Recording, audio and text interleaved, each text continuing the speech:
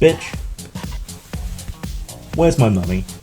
If you want to help me out, you can subscribe to me on Patreon, which is Grimachu, on Subscribestar, which is Grim-Jim, or if you want to make a one-off donation to help support me and keep the channel going, you can do so at paypal.me/JDesborough.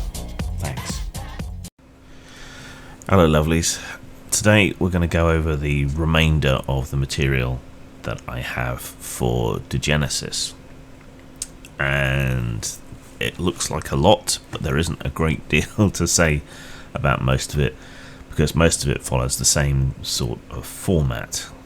Harm's Way is a short adventure, probably useful as a introductory scenario, probably more useful than the introductory material in the main books. It has pre-generated characters and it's rather short and sweet, and probably serves as a more reasonable introduction in many ways to the game and to the setting. I'm not a big fan of published adventures. I think they have a relatively low value as a games master, because you don't get to use them multiple times, really. But as an introduction, this is pretty useful, pretty good, if very short. Production value is obviously very high, as per usual. Unlike some of the other adventures and source books I mentioned for Degenesis, this doesn't particularly have a lot of reusable content. The pre-generated characters are okay, but most people won't want to play a pre-generated character long term, and there isn't a great deal of other material that you can use in other games.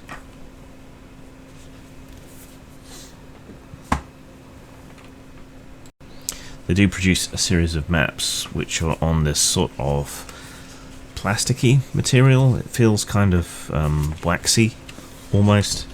Again, the production value is very high.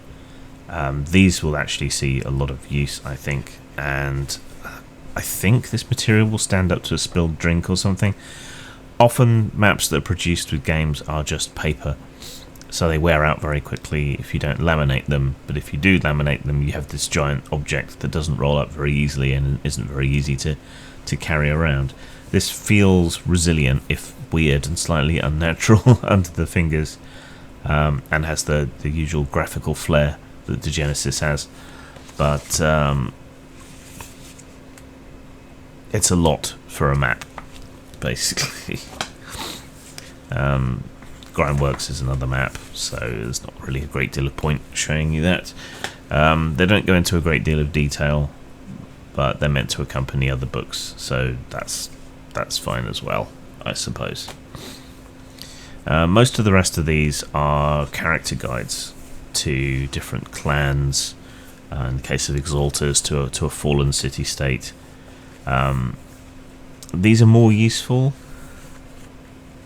in that they present the useful and important background material on the particular clan or group that we're talking about in one place, but most importantly, from a value for money point of view, they contain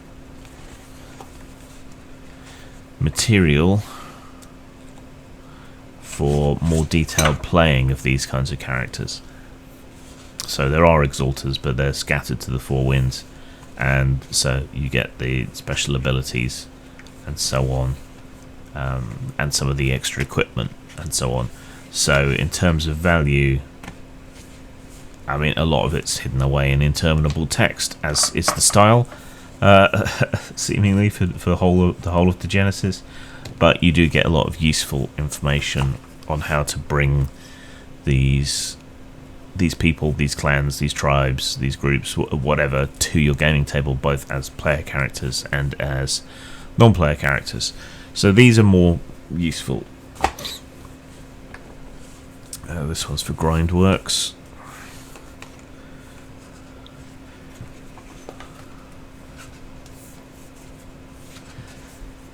So again, the presentation, as always, is really good. It collects all the information in one place, which is nice, rather than delving through the other books and piecing it together. Here we get some more information on the free spirit tech, which is an interesting background aspect to the game, which we'll never find out what that was meant to be, alas and alack. Some more equipment. So this is mostly background and equipment, so slightly less useful, this one.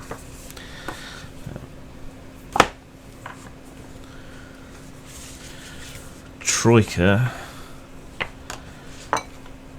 introduces a few little new mechanics, but is mostly characters. 3 characters. So, I mean, nice character art and so on, but not hugely important or useful for you to get, really. Newmancers, they're an interesting sort of techno tribe that uses steam and compressed air technology. They sort of bridge the gap between the clans and the civilized peoples. It's a sort of spin-off from a Mechan tribe. They were ones who kind of worshipped technology, tried to keep it going in some ways.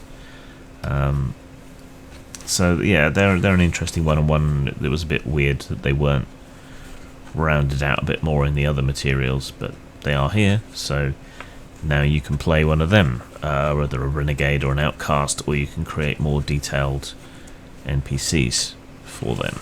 So that's definitely pretty useful. Clans of the Frontier is a similar sort of guide, but to clans proper, who are often very weird and come to some sort of understanding with the primer and all of it. What I liked about this was that it went into more details about the inhabitants of England, which is otherwise kind of written off as this hugely dangerous, horrible place you should never go to, so a bit too close to home, really, at the moment. But if you want to play members of these clans, again, renegades or whatever, this has the information that you need for that. If you want to play a more primitive character, or a renegade, or an outcast, or if you want to set your game in England, in Great Britain, what's left of it. Yeah, very, very useful for that. Some more useful information, some more equipment, and some more details on them and how to play them. So that was very welcome and very worthwhile to me. Clans of Their Own is the same sort of treatment, but obviously for a different area. So again, you get background information, useful background information, all in one place. A lot of the clans were kind of skipped over or treated as much for muchness before, but now you get details on special abilities, how to play them, all of that kind of thing. So again, very, very useful material in a much shorter, more easily referenced supplement. So yeah, I found these to be the most useful thing, the guides to clans and factions and so on. And this is Clans of the Moloch, so again, the same sort of thing.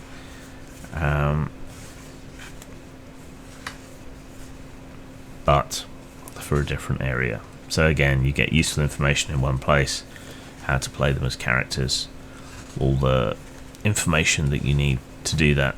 So again, short, sweet, to the point, and very useful.